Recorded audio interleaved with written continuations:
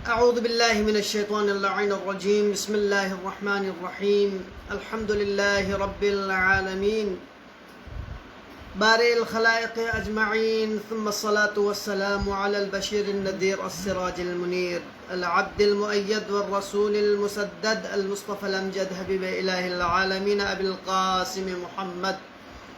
اللهم صل على محمد وآل محمد وعلى آله الطيبين الطاهرين سيما بقية الله في الأرضين، روح وأرواح العالمين لتراب مقدمه الفداء. أما بعد، قال الله عز وجل في كتابه المجيد: إنه لقول رسول کریم. عزیزان محترم، سلسلہ وار گفتگو اخلاقی دروس کے حوالے سے ہو رہی ہے. آج آپ لوگوں کو کرم کے بارے میں کچھ عرائض پیش کر کے آپ لوگوں کی زحمتوں کو تمام کروں گا. کرم یعنی اپنے مال اور ہر وہ چیز جو ذو منفعہ ہے، یعنی جس سے منفعت حاصل ہو سکتا ہے، اس کو بدل کرنا، اس کو خرچ کرنا راہ خدا میں طیب نفس کے ساتھ، یعنی اپنے نفس کی تسکین کے لیے خالصتاً للہ، یعنی آپ راضی ہو اس چیز کو راہ خدا میں خرچ کرنا، اس رضایت کے ساتھ اس کو غریبوں میں تقسیم کرنا، محتاجوں میں اس کو تقسیم کرنے کا نام بدل ہے. عزیزان محترم، یہاں پر بدل، کرم ایک عمومی آپ استعمال کر سکتے ہیں کہ ضروری نہیں ہے کہ آپ صرف اموال کو ہی، مال کو ہی راہ خدا میں خرچ کر لیں، بلکہ آپ قول معروف خیر من صدقۃ یتبعها اذی، بہترین گفتگو کرنا، کسی کے نفع کے لیے آپ مشورہ دینا، یہ بھی ایک بدل ہے. اور اسی طرح آپ تعلیم کو بدل کر لیں، کسی کو سبق سکھائیں، کسی کو علم سکھائیں، یہ بھی ایک بدل ہے، کرم ہے. لہٰذا قرآن مجید میں بھی اگر آپ دیکھیں تو ہر وہ چیز جو ایک بہترین چیز پر دلالت کرتے ہیں، جس کی وصف بہت بزرگی اور جس کے حوالے سے ذو قیمہ کوئی چیز ہو، تو اس صورت میں خداوند عالم نے اس کو کرم سے تعبیر کیا ہے. قرآن مجید کے حوالے سے بھی انہ لقرآن کریم، بتحقیق یہ قرآن کریم ہے، یعنی کریم کا جو کرم کا مادہ ہے، کریم اسی سے ہی ہے. لہذا قرآن مجید کے لیے بھی انہ لقرآن کریم کہہ کے تعبیر کیا ہے. اور اسی طرح اگر آپ رسول گرامی اسلام کی ذات کے حوالے سے دیکھیں تو اس صورت میں انہ لقول رسول کریم، یعنی وہ رسول جو کریم ہے. اور اسی طرح حضرت موسیٰ علیہ السلام کے لیے بھی تعبیر، یہی تعبیر استعمال ہو، وجاء رسول کریم. لہذا عزیزان محترم کہ کرم جو ہے نا ایک انتہائی خداوند عالم کی طرف سے بنی نوع انسان کے لیے ایک عطا ہے، جس کی دنیا میں بھی وصف کی گئی ہے اور آخرت میں بھی جس کے صفات بیان ہوئے ہیں، اور دنیا میں اس کے آثار ہیں، آخرت میں بھی اس کے آثار ہیں. آئیں ہم احادیث کی روشنی میں دیکھتے ہیں کہ کرم کے کیا کیا اثرات ہیں، دنیا میں اس کا کریم شخص کے لیے کیا چیزیں ملتی ہے، اور آخرت میں اس کے لیے کیا عوض ہے. تو ہم آئے دیکھتے ہیں امام باقر علیہ السلام سے جو روایت نقل ہے امام باقر علیہ السلام کہ آپ فرماتے ہیں: شاب سخی، وہ جوان شخص، فی الذنوب المرحق بالذنوب، جو کہ گناہوں میں گھیرا ہوا ہے، وہ احب الی اللہ، خدا کے نزدیک محبوب ترین ہے. کن سے؟ من شیخ عابد بخیل، اس بوڑھے شخص سے جو عابد بھی ہے لیکن بخیل ہے. اس کی بخالت کی وجہ سے، اس کی بخل کی وجہ سے خداوند عالم نے اس کی عبادت، اگرچہ وہ عابد ہے لیکن اس کے باوجود وہ جوان جو گناہوں میں پڑا ہوا ہے، وہ گناہ گار ہے، خداوند عالم کے نزدیک اس کی سخاوت کی وجہ سے، اس کی بدل کی وجہ سے، اس کی کرم کی وجہ سے اس کو خداوند عالم نے محبوب قرار دیا. اور اسی طرح یہ دنیا میں جو کریم شخص ہیں ان کے لیے رسول گرامی اسلام کے اس حدیث میں اگر ذرا دیکھیں تو بہت بڑا مقام ہے. کوئی شخص آ جاتے ہیں رسول گرامی اسلام کی خدمت میں اور سوال کرتے ہیں: یا رسول اللہ، اے رسول خدا، ای الناس افضلہم، ایمانا، ایمان کے اعتبار سے لوگوں میں سب سے زیادہ کون افضل ہے؟ تو اس وقت آپ نے فرمایا فقال ابسطہم کفا، یعنی جس کا ہاتھ جو ہے نا وہ وسیع ہو۔ دیکھیں ہاتھ وسیع ہونے کا مطلب یہ ہے کہ وہ صاحب کرم ہو، وہ صاحب جود ہو، وہ صاحب بذل ہو، یعنی وہ اپنے اموال کو لوگوں میں تقسیم کرنے والا ہو۔ لہذا عزیزان محترم، یہاں پہ رسول گرامی اسلام نے ایمان میں افضلیت کے حوالے سے بیان فرمایا کہ وہ افضل ترین شخص وہ ہے ایمان کے اعتبار سے جس کا ہاتھ کھلا ہو، جو لوگوں کی مدد کرنے والا ہو، جو لوگوں کے لیے اثار و قربانی دینے والا ہو۔ میں نے آپ لوگوں کی خدمت میں پہلے عرض کیا کہ یہاں پر بدل صرف اموال پر ہی ڈیپینڈ نہیں کرتا، بلکہ آپ کوئی بھی خیرات ہو، کوئی بھی اچھائی ہو، قول کے ذریعے ہو، کسی کی مدد کے ذریعے، آپ کسی کو راستہ دکھا کے اس کو کہیں پہنچا کے، یا مثلا آپ کسی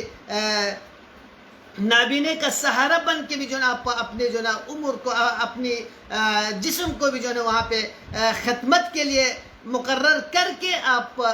کریم بن سکتا ہے۔ اور یہ دنیاوی آثار ہیں۔ اخروی آثار کے حوالے سے ہم اگر دیکھیں تو امام جعفر صادق علیہ السلام نے اپنے آباء و اجداد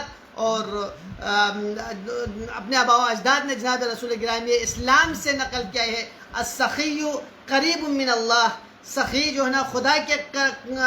کے قربت حاصل کرتا ہے، اور قریب من الناس، اور لوگوں کے قریب ہو جاتا ہے، یعنی لوگ اس سے محبت کرنے لگتا ہے، رب ذوالجلال اس سے محبت کرنے لگتا ہے، لوگوں کے دل میں اس کی محبت جو ہے نا بیٹھ جاتی ہے، اور قریب من الجنہ، اور اسی طرح وہ جنت کے قریب ہو جاتے ہیں۔ تقرب الی الجنہ حاصل کرنے کے لیے کریم بننے کی ضرورت ہے، جود و بدل کرنے کی ضرورت ہے، صاحب جود بننے کی ضرورت ہے۔ اور اس کے بعد فرمایا والبخیل، اور اس کے برعکس جو بخیل ہیں، بخل سے کام لینے والے ہیں، جو لالچی ہے، ان کے لیے فرمایا بعید من اللہ، وہ اللہ سے دور ہے، بعید من الناس، اور لوگوں سے وہ دور ہو جاتے ہیں، قریب من النار، اور جہنم کے قریب ہو جاتے ہیں۔ لہذا عزیزان محترم، ہمارے پاس اعمال ایسے ہیں جن کی وجہ سے ہم خدا کی قربت حاصل کر لیتے ہیں، جن کی وجہ سے ہم خدا کی رضایت حاصل کر لیتے ہیں، جن کی وجہ سے ہم لوگوں کے دلوں میں اپنی محبت کو پیدا کر دیتے ہیں۔ وہ کیا ہے؟ وہ ایسی بذل ہے، یعنی سخاوت ہے، جود ہے۔ آپ عطا کر دیں تو لوگ آپ کے لیے دعائیں دیں گے، آپ سے محبت کرنے لگیں گے۔ جب لوگ آپ کے لیے دعائیں دیں گے تو آپ کے وقار میں مزید اضافہ ہوگا، آپ کے اموال میں مزید اضافہ ہوگا، اور یقیناً خداوند عالم اس میں مزید برکت دیں گے۔ اور ان لوگوں کی جو واقعاً محتاج ہے، مفلس ہیں، اگر وہ دعا کریں گے تو وہ صرف دل سے دعا کریں گے۔ لہٰذا یہ آپ کی ترقی کے لیے دنیا میں بھی، آخرت میں بھی آپ کی ترقی کے لیے سنگ میل ثابت ہوگا۔ لہٰذا عزیزان محترم، محاسن کرم میں سے یہ ہے کہ ہم جو محتاج مند ہیں، جو فقراء ہیں، جو غرباء ہیں، ان کی ہم مدد کر لیں، اسی کا نام کرم ہے۔ رسول گرامی اسلام فرماتے ہیں من اصبح ولم یہتم بامور المسلمین فلیس بمسلم، جو اس حالت میں رات گزارے، صبح کر لیں کہ مومنین کے لیے جو مشاکل ہیں، مومنین کی جو پریشانیاں ہیں، ان کو دیکھے بغیر اس حالت میں وہ صبح کر لیں، ولم یہتم، کوئی اہتمام نہ کر لیں، بامور المسلمین، مسلمین کے امور میں، فلیس بمسلم، وہ مسلمان نہیں ہے۔ لہذا عزیزان محترم، اسلام نام ہے محبت کا، اسلام نام ہے عاشقی کا، اسلام نام ہے دکھ درد میں شریک ہونے کا، اسلام نام ہے صرف اسلام اس چیز کا نام نہیں ہے کہ ہم صرف اپنا دیکھیں اور دوسروں کی لاپرواہی کر لے، صرف اپنا پیٹ بھر دے، باقیوں کو کہے کہ جہاں بھی جائے چلے۔ عزیزان محترم، اسلام محبت و امن و آشتی و بذل و جود و کرم کا نام ہے۔ لہذا رسول گرامی اسلام ایک اور مقام پہ فرماتے ہیں ما آمن بی من بات شبعانا، اس شخص نے میرے پر ایمان نہیں لایا کہ ما آمن بی من بات شبعانا جارہ، اس نے میرے پر ایمان نہیں لایا جس کا ہمسایہ بھوکا سویا ہو اور وہ ہوا جائے اور وہ پیٹ بھر کے سو رہا ہو۔ لہذا عزیزان محترم، ما آمن بھی یہاں پر تعبیر خطرناک ہے کہ اگر ہم اپنے آپ کو مسلمان سمجھتے ہیں، اپنے آپ کو ہم رسول اللہ کے پیروکار سمجھتے ہیں، رسول اللہ کے پیروکار کے لیے لبیک یا رسول اللہ کے نعرہ لگانا کافی نہیں ہے۔ آپ رسول اللہ کی محبت کے لیے جھنڈے اٹھا کے گنگناتے پھرنے کی ضرورت نہیں ہے۔ رسول اللہ کی محبت اور مودت تب تک آپ پر صادق نہیں آ سکتا جب تک آپ رسول اللہ کے پیروکار نہ بنے، رسول اللہ کے سیرت طیبہ پر نہ چلیں۔ رسول گرامی اسلام اسوہ ہے ہمارے لیے۔ وَلَكُمْ فِي رَسُولِ اللَّهِ أُسْوَةٌ حَسَنَةٌ، یعنی اسوہ حسنہ کا مطلب یہ ہے کہ آپ رسول نے جو کچھ انجام دیا، رسول نے جو کچھ ہمیں حکم فرمایا، اس پر من و ان سر تسلیم خم کر کے رسول اللہ کے فرامین پر عمل پیرا ہو۔ لہٰذا عزیزان محترم، یہاں پر رسول اللہ نفی فرما رہا ہے۔ اگر کوئی دعویٰ کرتا ہے کہ بغیر کسی کرم کے، بغیر کسی جھوٹ کے، بغیر کسی سخاوت کے یہ کہیں کہ میں رسول اللہ کا ماننے والا ہوں، تو میں یہاں پر نفی کرتا ہوں۔ ما آمن بھی، گویا اس شخص نے میرے اوپر ایمان ہی نہیں لایا۔ من بات شبعانا وجارہ جائع، کہ وہ پیٹ بھر کے کھانا کھا کے سکون کی نیند سوئے لیکن اس کا ہمسایہ بھوکے اور پیاسے رہے ہوں۔ لہٰذا عزیزان محترم، بذل کے لیے بہترین مواقع ہے ماہ مبارک رمضان۔ ماہ مبارک رمضان میں آپ ثواب دگنا کا، آپ کے ثواب ڈبل ہو جائیں گے کہ آپ ایک عنوان سے، کرم کے عنوان سے، اور ایک عنوان سے کہ افطار کے عنوان سے، اگر آپ جو ہے نا اپنے اطراف میں، اڑوس پڑوس میں اگر کوئی غریب ہو، نادار ہو، جن کے لیے اگر ایک ڈنگ کا کوئی ترتیب سے کھانا میسر نہ ہو، ان کا بھی آپ فکر کر لیں۔ رسول اللہ کی پیروی کرتے ہوئے، رسول اللہ کی سیرت پر چلتے ہوئے، تو اس صورت میں یہاں پر رسول گرامی اسلام آپ سے خوش ہوں گے، رب ذوالجلال آپ سے خوش ہوں گے۔ میں نے پہلے بتا دیا کہ اس کے اثرات میں سے ایک اثر یہ ہے کہ خداوند عالم کے قریب تر ہو جائیں گے، خداوند عالم راضی ہو جائیں گے اس شخص پہ جو صاحب کرم ہے، صاحب جود ہے، صاحب بدل ہے۔ لہٰذا عزیزان محترم، آئے ہم دیکھتے ہیں کہ کرم کے مواقع میں سے سب سے بہترین مواقع کون سا ہے۔ کرم کے لیے درجات ہے کہ آپ نے کہا کس چیز میں کرم کرنا ہے، کس چیز میں آپ نے جود و سخاوت دکھانی ہے۔ تو عزیزان محترم، اس میں سے سب سے یہ ہے کہ خداوند عالم کے جو فرامین ہیں اس میں سب سے پہلے آپ نے جود و سخاوت دکھانی ہے، اس میں آپ نے جو نا کرم کا مظاہرہ کرنا ہے۔ وہ یہ ہے کہ رب ذوالجلال نے جس چیز کو آپ کے اوپر واجب قرار دیا ہے، ان چیزوں کو انجام دینے کا نام بھی کرم ہے، وہ بھی بدل ہے۔ مثلا خداوند عالم نے آپ کو زکوٰۃ نکالنے کے لیے کہا، تو اس صورت میں آپ اپنے اموال سے زکوٰۃ نکالیں، یہ رب ذوالجلال کی طرف سے حکم ہے۔ اور نہ صرف بلکہ یہ واجب بھی ہے، لیکن عزیزان محترم جب آپ اس واجب کو انجام دیں گے تو یہ سب سے ابرز ترین مصادیق میں سے ہوں گے۔ اور اسی طرح خمس نکالنا، یہ بھی یعنی استجابت لامر اللہ، خداوند عالم کی حکم پر لبیک کہتے ہوئے آپ اس کو بذل کر لیں، تو اس صورت میں یہ ابرز ترین عنوان میں سے ہوں گے۔ اور دوسری جو ہے وہ اسی لیے پیغمبر گرامی اسلام اسی حوالے سے فرماتے ہیں، من ادى ما افترض اللہ، کہ جو کوئی خداوند عالم نے اس کے اوپر واجب قرار دیا ہے اس کو انجام دیں گے، اس کو ادا کریں گے، فهو اسخى الناس، لوگوں میں سے سخاوت ترین لوگ وہی ہے۔ اور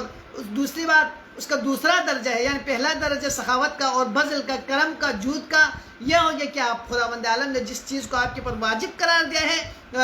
اس کو انجام دیں۔ اور دوسرا جو مرحلہ ہے وہ یہ ہے کہ آپ اپنے اہل و عیال کے اوپر آپ انفاق کر لیں، اپنے اہل و عیال کو جو نا آپ محروم نہ رکھیں۔ اکثر اوقات ایسا ہوتے ہیں کہ ہم لوگوں کو دکھانے کے لیے لوگوں میں چیزیں تقسیم کر دیتے ہیں، لوگوں کو چیزیں دے دیتے ہیں، لیکن اپنے اہل و عیال کو تنگ کرتے ہیں، اپنے اہل و عیال کے لیے جو ہے نا ہم ان کو محروم رکھتے ہیں۔ لہذا عزیزان محترم، پہلا مرحلہ رب ذوالجلال کے واجبات کی ادائیگی ہے، دوسرا مرحلہ اپنے اہل و عیال کے لیے جو ہے نا آپ نے انفاق کرنا ہے، اور اپنے رشتہ داروں کے لیے آپ نے انفاق کرنا ہے۔ خود یہ کیٹیگری ہے، درجہ ہے، آپ سٹیپ بائی سٹیپ رب ذوالجلال نے جن چیزوں کو مقدم کیا ہے ان کو آپ مقدم رکھیں، اور جن چیزوں کو مؤخر کیا ہے ان کو آپ مؤخر کر لیں۔ لہٰذا امام رضا علیہ السلام فرماتے ہیں ینبغی للرجل، لوگوں کے لیے سزاوار ہے ان یوسع علی عیالہ، کہ وہ اپنے اہل و عیال کے لیے دسترخوان کو وسیع کر لے، ان کے لیے کھانے پینے کی چیزوں میں وسعت دے، ان کے لیے پہننے کی چیزوں میں آپ جو ہے نا ان کو تنگ نہ کریں، سختی نہ کریں، جو ضروریات دنیا ہیں ان کو فراہم کر لیں۔ لہذا لئلا یتمنوا موتہ، کہ وہ موت کی تمنا کرنے لگے، اس حد تک ان کو جو ہے نا سختی میں آپ نہ رکھیں، بلکہ وسعت دیں ان کی دسترخوان کے حوالے سے، ان کے پہناوے کی چیزوں کے حوالے سے۔ لہٰذا عزیزان محترم، پہلا اسٹیپ رب ذوالجلال کی اطاعت میں بذل کرنا، اور دوسرا اسٹیپ جو ہے نا اپنے اہل و عیال کے لیے انفاق کرنا، ان کے لیے رزق فراہم کرنا، اور تیسرا جو مرحلہ ہے وہ آپ عمومی طور پر تمام مومنین جو پریشان حال ہیں، جو غریب غربا ہیں، جو یتیم ہیں، ان کے لیے جو نا آپ نے بذل کرنا ہے، اپنے اموال میں سے کچھ حصہ ان کے نام بھی آپ نے کر دینا ہے۔ لہٰذا عزیزان محترم، آئیں یہاں پر ایک عارف جو ہے نا وہ کہتے ہیں کہ عجب، تو مجھے تعجب ہوتا ہے، لمن یشتری الممالک، کہ وہ جو نا مملوکات کو خریدتے ہیں بمال ہی، اپنے مال کے ذریعے ہے، لیکن ولا یشتری الاحرار بمعرفتہ، لیکن جو آزاد قسم کے لوگ ہیں اس کو اپنے معرفت کے ذریعے نہیں خریدتے۔ لہٰذا عزیزان محترم، معرفت درکار ہوتا ہے۔ آپ جس قدر آپ میں معرفت ہوگی اسی حساب سے، اگر ہم ابھی دینی قوانین پر عمل پیرا نہیں ہو رہے ہیں تو وجہ یہ ہے کہ ہمیں معرفت کی کمی ہے۔ آپ یہ نہ سمجھیں کہ آپ مال راہ خدا میں دینے سے، مال بذل کرنے سے، جود و سخا کرنے سے آپ کے اموال میں کمی آ جائے گی، نہیں، بلکہ خداوند عالم نے وعدہ کیا ہے، الذین ينفقون فی سبیل اللہ کمثل حبۃ انبتت فیہ سبع سنابل فی کل سنبلۃ مئۃ حبۃ، کہ جو راہ خدا میں خرچ کرتے ہیں، انفاق کرتے ہیں، بذل کرتے ہیں، جو صاحب جود و کرم ہیں، فی سبیل اللہ، جو راہ خدا میں انفاق کریں، ایک دانہ اگر وہ راہ خدا میں خرچ کر دیتے ہیں تو خداوند عالم اس کے ہر ایک دانے سے واللہ فی کل حبۃ مئۃ حبۃ، 100 گنا اس کے لیے اضافہ کر دیتے ہیں۔ اور آگے فرماتا ہے واللہ یضاعف لمن یشاء، اس کے اوپر پروردگار جتنا چاہیں، یعنی یضاعف، دگنا کر اضافہ کرتا ہے، مضاعف کر دیتا ہے، لمن یشاء، جس کے لیے چاہے۔ تو خداوند عالم کی جو دست قدرت ہے وہ وسیع ہے، انک علی کل شیء قدیر کا جو مصداق ہے رب ذوالجلال کی ذات، وہ آپ کو بے پناہ اور لازوال دولت سے مالا مال کر دیں گے۔ لہٰذا عزیزان محترم، آپ اگر قرآن مجید میں کی آیات کی طرف بھی نگاہ کر لیں تو بہت سارے آیات ہیں جو ہمیں انفاق کے حوالے سے خداوند عالم ہمیں ترغیب دے رہا ہے کہ اس سے مولا کائنات امیر المومنین علیہ السلام ہمارے لیے آئیڈیل ہے، نمونہ ہے مولا کائنات، کہ ایک دفعہ آپ خدا کی راہ میں رات کو بذل کرتے ہیں، اموال صدقہ دیتے ہیں، ایک آپ کبھی دن میں دیتے ہیں، کبھی چھپا کے دیتے ہیں، کبھی آپ دکھا کے دیتے ہیں تاکہ لوگوں کو ترغیب ہو۔ تو خداوند عالم قصیدہ بیان کرتے ہوئے فرماتے ہیں الذین ینفقون اموالہم فی السراء والضراء، وہ شخص جو باللیل والنہار سرا وعلانیۃ، اور یہ بھی آیا ہے سری طور پر، علانیہ طور پر، دن کو رات کو، فلہم اجرہم عند ربہم، اس کے بعد فرماتے ہیں کہ ان کے لیے اجر ہے پروردگار عالم کی جانب سے، ولا خوف علیہم ولا هم یحزنون، ان کے لیے نہ کوئی خوف ہوں گے نہ کوئی حزن ہوں گے۔ لہٰذا عزیزان محترم، ہم اگر دنیا میں اطمینان کے ساتھ زندگی گزارنا چاہے، اگر ہم آخرت کے لیے بھی اطمینان کا طلبگار ہو، بغیر کسی خوف و خطر کے ہم دنیا آخرت دونوں کو بسانا چاہتے ہیں، تو اس صورت میں ہمیں انفاق سے کام لینا چاہیے۔ لہٰذا امیر المومنین علیہ السلام کی زندگی کے حوالے سے آپ بہت سارے واقعات دیکھے جا سکتے ہیں کہ وَيُطْعِمُونَ الطَّعَامَ عَلَىٰ حُبِّهِ مِسْكِينًا وَيَتِيمًا وَأَسِيرًا، کہ یہ تو ایثار کا مرحلہ آپ بذل کے مرحلے سے آگے ہیں۔ امیر المومنین علیہ السلام کی ذات بذل کے مرحلے سے، کرم کے مرحلے سے گزر کے اثار کے مرحلے، اظہار کا مطلب یہ ہے کہ اپنے پاس نہ ہوتے ہوئے بھی لوگوں کو دے دینا. اب میں یہ نہیں کہتا کہ آپ اپنے پاس نہ ہوتے ہوئے آپ علی نہیں بن سکتے، آپ ائمہ معصومین کی سیرت پر کما حقہ نہیں چل سکتے، لیکن جس قدر آپ میں وسعت ہو، جس قدر آپ کر سکتے ہیں، لہذا اسی حساب سے ہمیں بھی جو ہے نا ائمہ معصومین علیہ السلام کی سیرت پر چلنے کی کوشش کرنی چاہیے. لہذا عزیزان محترم، امام حسن علیہ السلام کے حوالے سے دیکھیں تو اس صورت میں ہمیں تاریخ میں ملتے ہیں کئی مرتبہ آپ نے گھر کو مکمل طور پر جھاڑو دی، تمام جو کچھ راہ خدا، جو کچھ تھے اس کو راہ خدا میں بذل کیا. تو یہ تمام چیزیں اگر ان کے لیے خداوند عالم نے مقام عطا کی ہے، خداوند عالم نے ان کے لیے منزلت دی ہے، خداوند عالم نے ان کے نام کو روشن کیا ہے، خداوند عالم نے ان کو ہمارے لیے امام بنایا ہے، مقتدا بنایا ہے، تو بغیر کسی سبب کے نہیں بناتے، نہ خداوند عالم نہیں بناتا. لہٰذا رب ذوالجلال کو پتہ تھا کہ یہ انفاق جو صفات الہی جو ان میں موجود ہے وہ ان کو اکمل طریقے سے انجام دینا تھا. لہٰذا رب ذوالجلال یہ جو منصب ہیں ان کے حوالے کر دیتے ہیں. لہٰذا عزیزان محترم، کرم کا جو مرحلہ ہے یہ آپ ضروری نہیں کہ آپ بہت زیادہ چیزوں سے آپ کرم کر لیں، آپ معمولی چیز سے کر لیں. روزانہ آپ جو ہے نا آپ کی وسعت کے مطابق